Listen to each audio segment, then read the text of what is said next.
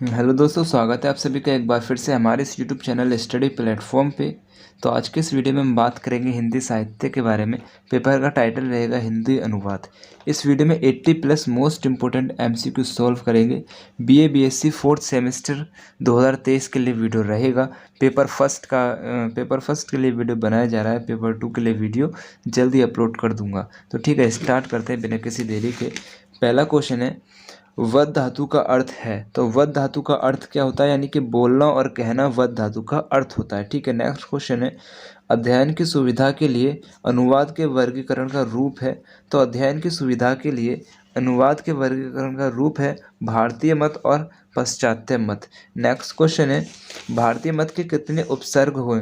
तो भारतीय मत के 2 उपसर्ग हैं। ठीक है, नेक्स्ट क्वेश्चन है, अनुवाद के स्वरूप के संबंध में संस्कृत की प्रमुख अवधारणाएं हैं। तो देखिए, अनुवाद के स्वरूप के संबंध में संस्कृत की प्रमुख अवधारणाएं निम्नलिखित हैं। शब्द कल्प, द्रुमकोश, शब्दार्थ चिंतामणि कोश, ऋग्वेद, ये सभी। तो उत्तर हो जाएगा ये सभी। ठीक है, नेक्स्ट क्वेश्चन है, न्यूयॉर्क के अनुसार अनुवाद के कितने चरण हैं। तो न्यूयॉर्क के अनुसार अनुवाद के 3 चरण हैं। ठीक है, नेक्स्ट क्वेश्चन है, बाथगेट के अनुसार अनुवाद प्रक्रिया के कितने चरण हैं। तो बाथगेट महोदय के अनुसार अनुवाद प्रक्रिया के 7 चरण हैं। ठीक है, नेक्स्ट क्वेश्चन है, अनुवाद के सार्थक स्वरूप की संरचना का प्रमुख तत्व है।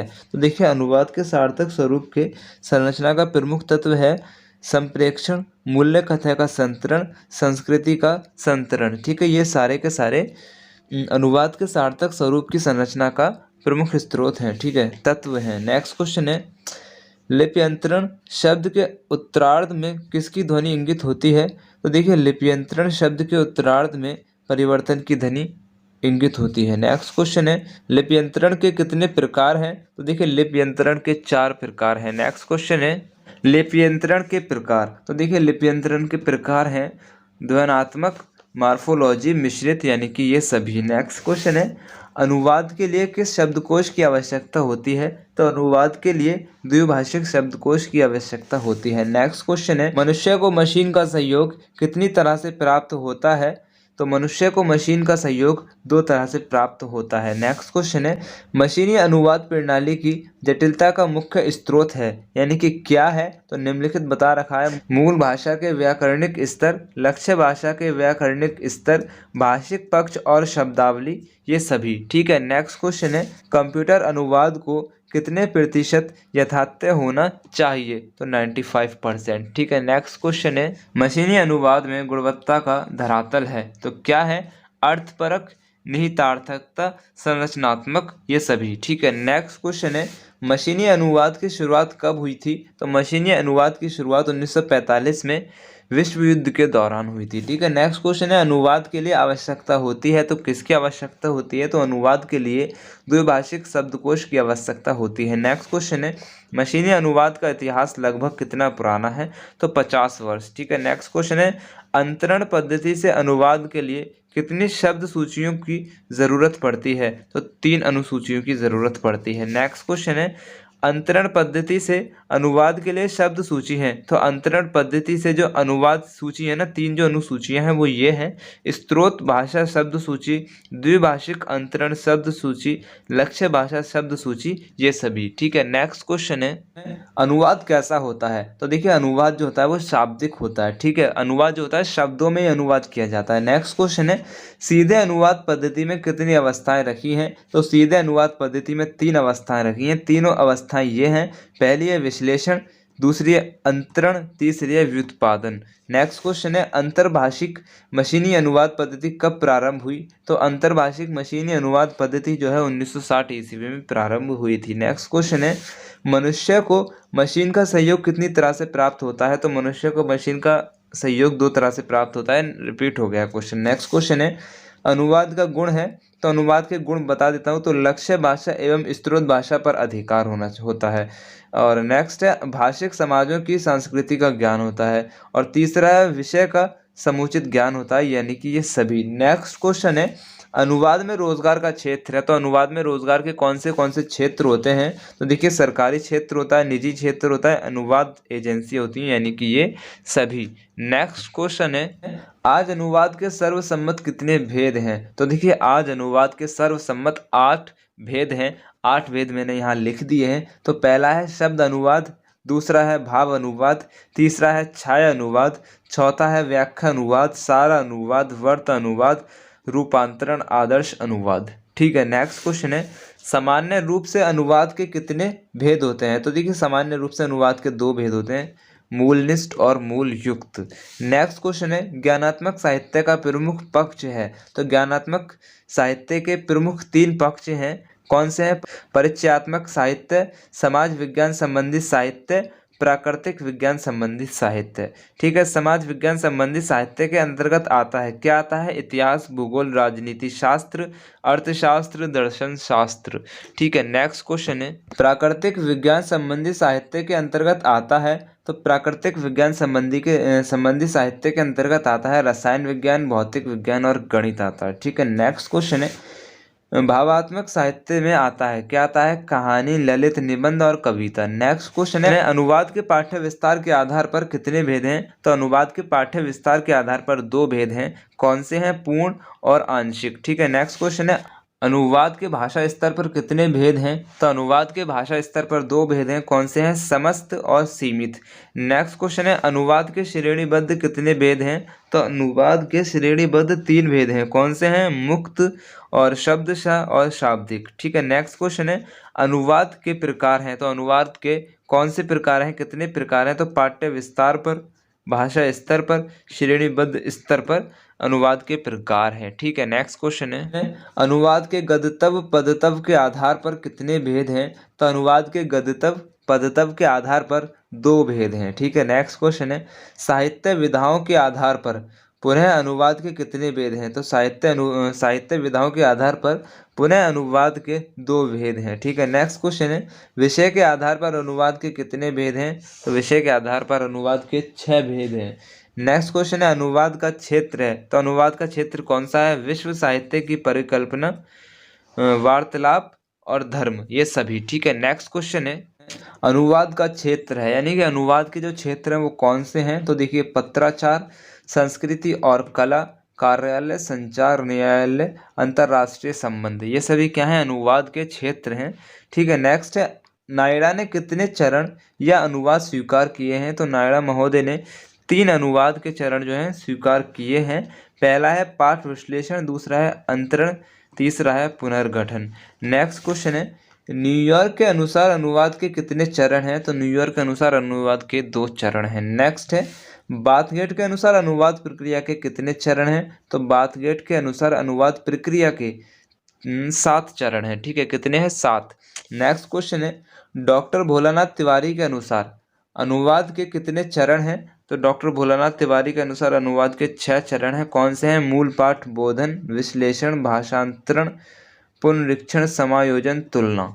ठीक है, नेक्स्ट क्वेश्चन है, कैटफेड ने अनुवाद की कितनी सीमाएं बताई हैं? तो कैटफेड ने अनुवाद की 2 सीमाएं बताई हैं। नेक्स्ट क्वेश्चन है, अनुवाद की सीमाओं को कितने वर्गों में विभाजित किया गया है? तो अनुवाद की सीमाओं को 3 वर्गों में विभाजित किया गया है। नेक्स्ट क्वेश्चन है, अनुवाद किसके स्थानांतरण की प्रक्रिया पर निर्भर है?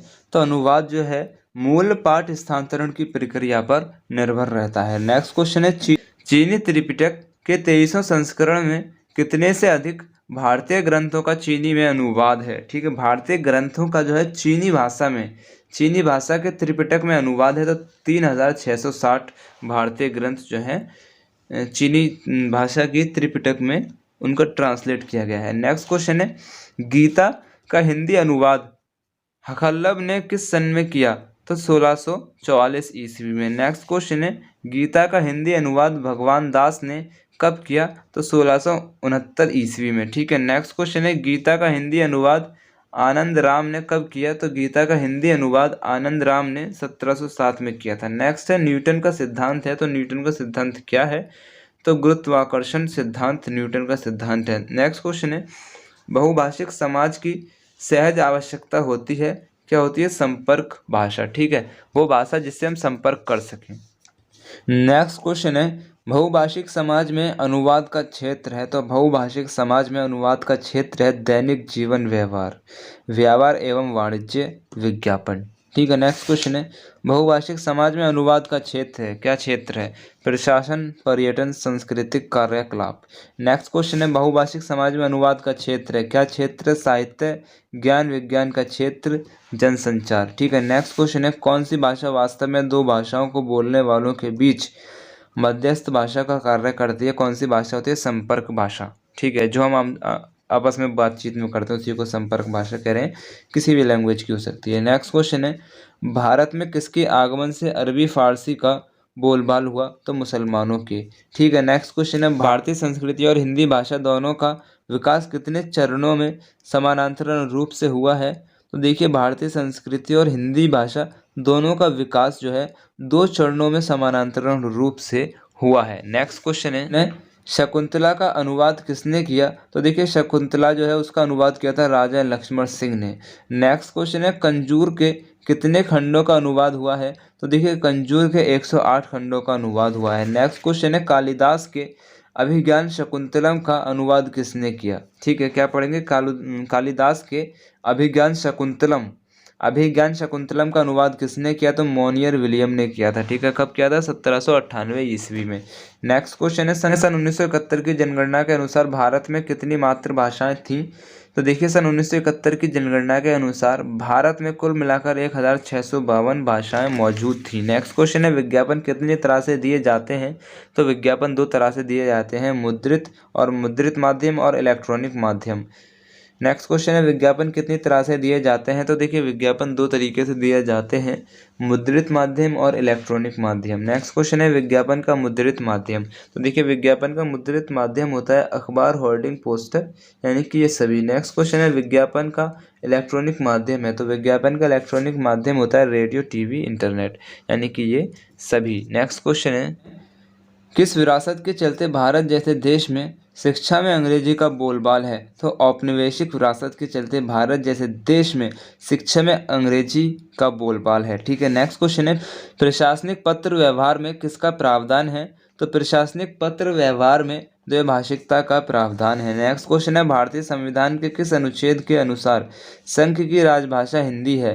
तो देखिए भारतीय संविधान के 343 अनुच्छेद के अनुसार संघ की राजभाषा हिंदी है। नेक्स्ट क्वेश्चन है अनुवाद के सीमित संदर्भ की चर्चा करने पर अंतर्भाषिक अनुवाद को क्या कहा गया है?